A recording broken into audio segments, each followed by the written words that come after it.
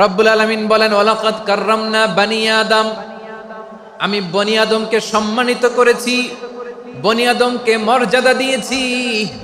ওয়া হামালনাহুম ফিল বাররি ওয়াল বাহর, বনি আদমকে জলে স্থলে স্থলে এবং সমুদ্রে চলাচলের বাহন দিয়েছি। ওয়া রাযাকনাহুম মিনাত তাইয়্যিবাত, তাদেরকে পবিত্র রিজিকের বন্দোবস্ত করেছি। ওয়া ফাদ্দালনাহুম আলা কাসীরিম মিম্মান খালাকনা তাফদীলা, আর আমি আল্লাহ যাদেরকে সৃষ্টি করেছি তাদের মধ্য থেকে বনি আদমকে আমি শ্রেষ্ঠ বানিয়েছি। আমরা শ্রেষ্ঠ, আমরা আশরাফুল মাখলুকাত। আমরা কি এই যে এমনি চিল্লাচিল্লি করে জিজ্ঞাসা করলে বলে না, আমরা আশরাফুল মাখলুকাত। আমরা কি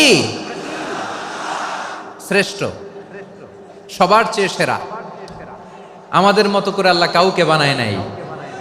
দুই পায়ে ভর করে শির দ্বারা এরকম স্ট্যান্ড রেখে মাথা উঁচু করে দাঁড়াতে পারে এরকম কোন প্রাণী পৃথিবীতে আছে?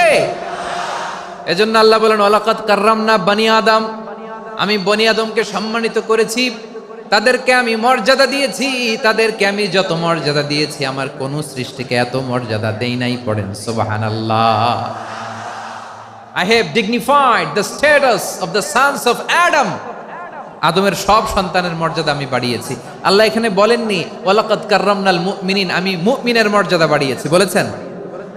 আল্লাহ এখানে বলেন নাই ওয়ালাকাদ কাররামনাল মুসলিমিন, আমি মুসলিমের মর্যাদা বাড়িয়েছি।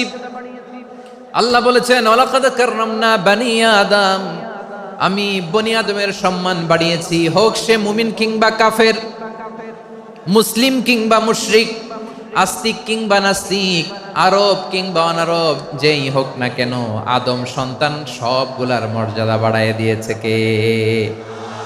সবার মর্যাদা আল্লাহ বাড়িয়েছে। মানুষ হিসেবে মর্যাদা,